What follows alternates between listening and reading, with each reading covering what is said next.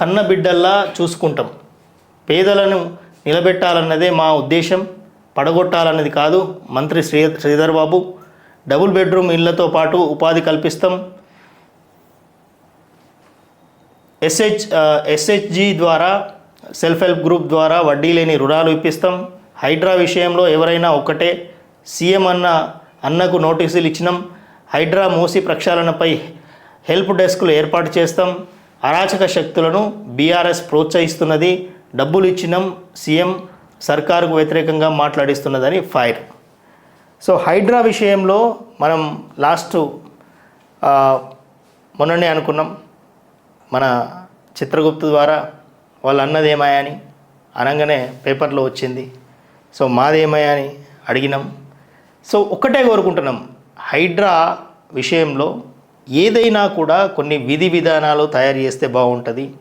ఎవరికి కష్టం లేకుండా, ఎవరికి ఇబ్బంది లేకుండా అందరితో మాట్లాడి వాళ్ళను ఒప్పించి వాళ్ళకి సరైనటువంటి వసతులు కల్పించి ఆల్టర్నేటివ్ అరేంజ్మెంట్స్ అన్నీ చేస్తే ఇంత హడావిడిగా చేయడం వల్ల జరుగుతున్నటువంటి ఏవైతే పరిణామాలు ఉన్నాయో అసలు ప్రతిపక్ష నాయకులకి ఎలాంటి అవకాశం ఇవ్వకుండా చేయండి మీరు, అప్పుడు బాగుంటుంది. ఎందుకంటే హైడ్రా అని పేరు పెట్టేసి పెద్దలకి ఇప్పటికీ కూడా కొన్ని ఏదైతే మీరు ఫాతిమా కాలేజ్ ఉంది, ఫాతిమా కాలేజ్ జోలికి పోవట్లేదు, లేకపోతే వాసవి ఉంది, వాసవి జోలికి పోవట్లేదు. ఇలాంటి వారిని వదిలిపెట్టి, ఇలాంటి పెద్ద కన్స్ట్రక్షన్స్ని పెద్ద వాళ్ళని వదిలిపెట్టి పేదలకి వాళ్ళు ఆర్తనాదాలు ఎందుకు చేస్తున్నారండి? ఈరోజు వాళ్ళు అంత ఏడవాల్సినటువంటి పని లేకపోతే ఎవరైనా కూడా మంచి ఆల్టర్నేటివ్ ఫెసిలిటీస్ కల్పిస్తే ఎవరు ఎందుకు ఏడుస్తారండి? లేదా ప్రతిపక్ష నాయకులు డబ్బులు ఇచ్చి ఎందుకు అవి ఏపిస్తారు? హైడ్రా అనేది మీరు ప్రభుత్వంలో ఉన్నారు, వాళ్ళకి సరైనటువంటి దానికి ఒక రూల్స్ అండ్ రెగ్యులేషన్స్ ఏర్పాటు చేసేసి ప్రజల్లో ఒక అవగాహన తీసుకొచ్చేసి మీరు ప్రజలతో ఎవరినైతే మీరు హైడ్రా ద్వారా రివర్ బెడ్లో ఉన్న వాళ్ళు కావచ్చు, లేకపోతే మూసి పరివాహక ప్రాంతంలో ఇల్లు కట్టుకున్న వాళ్ళు కావచ్చు, వాళ్ళందరినీ కన్సల్ట్ చేసి ఒక మీటింగ్ పెట్టేసి దానికి వాళ్ళనే పరిష్కారం ఇవ్వమంటే వాళ్ళే ఇస్తారు. మీకు డెఫినెట్గా ఒక ఆల్టర్నేటివ్ చూపించినప్పుడు ఇలాంటి ఆర్తనాదాలు వినపడవు. ఇది ప్రభుత్వంలో ఉన్నటువంటి మీరందరూ ప్రభుత్వం చేస్తున్నటువంటి తప్పు అంట, ముమ్మాటికి ఇది తప్పు. ఎందుకంటే ప్రజలకి ఆల్టర్నేటివ్ చూపించినప్పుడు వాళ్ళు ఎలాంటి కష్టాలను ఎలాంటి వాటికైనా ఒప్పుకోవడానికి ముందుకు వస్తారు. ప్రజల మద్దతుతో మీరు ఈ పని చేయాలి. ప్రజల మద్దతుతో చేసినప్పుడు ఎవరు కూడా మిమ్మల్ని ఏమీ అనరు. అంతేగాని డబుల్ బెడ్రూమ్ ఇళ్లతో పాటు ఉపాధి కల్పిస్తే మంచిదే, నిజంగా ఇదొకటి స్వాగతించదగ్గది. ఎందుకంటే సడన్గా ఇక్కడ నుంచి పోయి మనం ఎక్కడికో వెళ్తాం, వాళ్ళ ఉపాధి ఇక్కడ ఉంటుంది. కాబట్టి ప్రభుత్వం ఈ ఉపాధి విషయం కావచ్చు, లేకపోతే వాళ్ళ స్కూల్ విషయాలు కావచ్చు, అన్నీ కూడా ఆలోచించాలి. సడన్గా వాళ్ళని షిఫ్ట్ చేస్తే చాలా దారుణమైనటువంటి పరిస్థితులు ఉంటాయి, అవి ఆలోచించాలి. పేదలను అడ్డు పెట్టుకొని బిల్డర్ల వ్యాపారం, మూసీని సుందరీకరిస్తాం, లేకుంటే విజయవాడ లాంటి పరిస్థితులు వస్తాయి.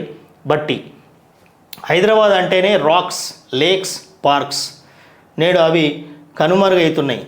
మూసీ నదిలో మంచినీరు పారేలా చేయాలనేదే సర్కారు ఆలోచన. ఇండ్లు కోల్పోయిన వారికి డబుల్ బెడ్రూమ్ ఇండ్లు, అభివృద్ధి, స్వేచ్ఛకు రాష్ట్ర ప్రభుత్వ ప్రాధాన్యత. అమెరికాలో మీట్ అండ్ గ్రీట్లో డిప్యూటీ సీఎం. ప్రతిపక్షాలది రాద్ధాంతం, మూసీ నిర్వాసితులను అన్ని విధాలా ఆదుకుంటాం, మంత్రి పొన్నం. మెట్రో ఫేజ్ 2లో 6 క్యారిడర్లు, మొత్తం 116.2 కిలోమీటర్లు, అంచనా వ్యయం 32,237 కోట్లు. ఫోర్త్ సిటీ మెట్రో మినహా మిగతా 5 క్యారిడర్ల డిపిఆర్లు సిద్ధం. త్వరలోనే కేంద్రం రాష్ట్ర ప్రభుత్వాలకు అందించనున్న హెచ్ఎంఆర్ఎల్ ఎయిర్పోర్టు మెట్రో ఆన్లైన్ మార్పు. మైలార్ దేవుపల్లి నుంచి ఆరాంఘర్ కొత్త హైకోర్టు మీదుగా లైన్. ఇది బాగానే ఉంది. ఇది జరగడానికి మళ్ళొక 10 సంవత్సరాలు పడుతుంది. ఈ 10 సంవత్సరాల్లో మళ్ళీ హైదరాబాద్ ఎక్కడికి వెళ్ళిపోతుందంటే వీళ్ళు ఇప్పుడు డిజైన్ చేస్తున్నటువంటి రింగ్ రోడ్ నుంచి RRR రీజనల్ రింగ్ రోడ్ దాకా హైదరాబాద్ 10 సంవత్సరాల్లో డెవలప్ అయిపోతుంది.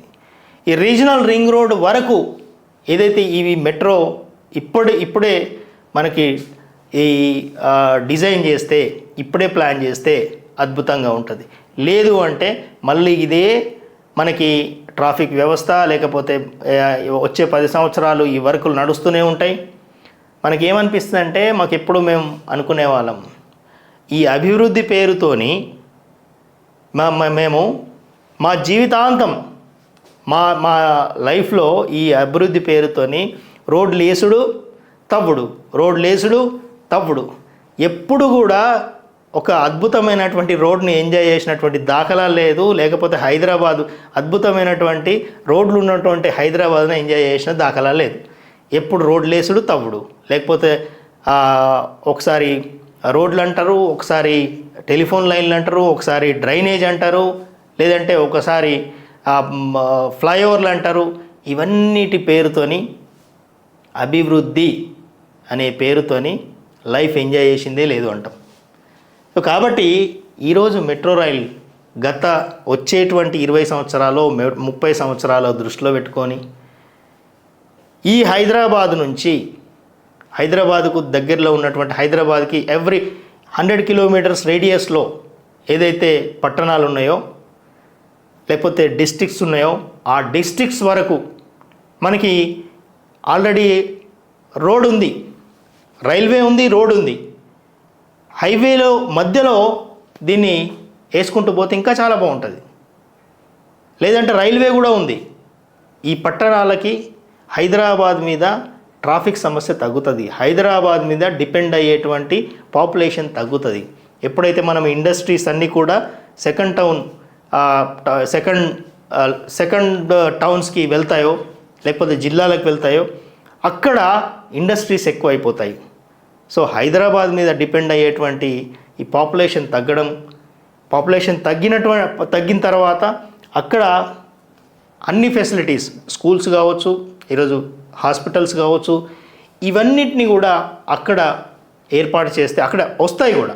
మనం అక్కడ ఇండస్ట్రీ పెడితే అక్కడ జనాలు ఉంటారు, ఆ జనాలు ఉంటే అక్కడ మిగతా ఈ ఇన్ఫ్రాస్ట్రక్చర్ అంతా వస్తాయి. వచ్చినప్పుడు ఈ హైదరాబాద్ మీద డిపెండెన్సీ తగ్గుతుంది. హైదరాబాద్ మీద డిపెండెన్సీ తగ్గితే ఇప్పుడు ఇంత సమస్యలు ఉండవు భవిష్యత్తులో. కాబట్టి ప్రభుత్వానికి నివేదన ఏంటంటే, ఈ 30 ఇయర్స్ 30 సంవత్సరాలని దృష్టిలో పెట్టుకొని ప్లాన్ చేసి మెట్రో రైల్ కావచ్చు, ఇండస్ట్రీస్ కావచ్చు, లేకపోతే మిగతా ఏ రంగాన్ని తీసుకున్నా 30 సంవత్సరాలని దృష్టిలో పెట్టుకొని మనకు ఇప్పుడు మొదలు పెడితే బాగుంటుంది. మనం ఇంతకుముందు కూడా అనుకున్నాం ఎడ్యుకేషన్ ఇప్పుడు చదువుకుంటే ఇప్పుడు ఇండస్ట్రీస్ ఏవైతే ఉన్నాయో, లేకపోతే ఇప్పుడు ఏదైతే టెక్నాలజీ నడుస్తుందో, మనము చదువుకున్నటువంటి చదువులు ఎక్కడ, ఇప్పుడు ఉన్నటువంటి టెక్నాలజీ ఎక్కడ, అండ్ వచ్చేటువంటి 20-30 సంవత్సరాల్లో ఎలాంటి మార్పులు జరగబోతుందో కూడా ఇప్పుడు మనం సూపర్ కంప్యూటర్స్ ద్వారా తెలుసుకున్నాం. మరి అలాంటి మార్పులకు అనుగుణమైనటువంటి విద్యా వ్యవస్థను ప్రవేశపెట్టాలి. ఈరోజు చదువుకున్నటువంటి విద్యార్థి చేసేటువంటి ఉద్యోగానికి దరిదాపుగా ఉండాలి. కనీసం లైఫ్ స్కిల్స్ అన్నా ఉండాలి. లైఫ్ స్కిల్స్ ఉండి టెక్నాలజీ ఏ విధంగా మార్పు చెందినా లెర్న్ హౌ టు లెర్న్ అనే విధంగా ఉండాలి. మనము ఎప్పుడూ ఇంకా ఒక టీచర్ పైనే ఆధారపడి ఒక 10th క్లాస్ వరకు, లేకపోతే ఒక తరగతి వరకు మనకు టీచర్ నేర్పిస్తాడు. ఆ నేర్పించడము అనేటువంటి ప్రక్రియ నేర్చుకోవడం అనేది నేర్చుకోవాలి. ఒక విద్యార్థి కావచ్చు, మనమందరము నేర్చుకోవడం అనే ప్రక్రియను ఎప్పుడైతే మనం నేర్చుకుంటామో, ఇక ఎవరు టీచర్స్ కానీ ఏది కూడా అవసరం ఉండదు. సో కాబట్టి ప్రతి విద్యార్థికి కావచ్చు, లేకపోతే ప్రతి ఒక స్టూడెంట్కి నేర్పించాల్సింది ఏంటంటే how to learn how to learn. ఇదొక్కటి నేర్చుకుంటే అన్నీ తనంతట తాను ఇప్పుడు సెర్చ్ చేసి అందరూ గూగుల్ వాడుతున్నారు, యూట్యూబ్లు వాడుతున్నారు. ఏమి కావాలన్నా అన్ని యూట్యూబ్ల ద్వారానే నేర్చుకుంటున్నారు. కాబట్టి ఏంటంటే లెర్న్ హౌ టు లెర్న్. కాబట్టి గవర్నమెంట్కి తెలియజేయాల్సింది ఏంటంటే వచ్చే 30 సంవత్సరాలు దృష్టిలో పెట్టుకొని డిజైన్ చేయండి, అప్పుడు బాగుంటుంది.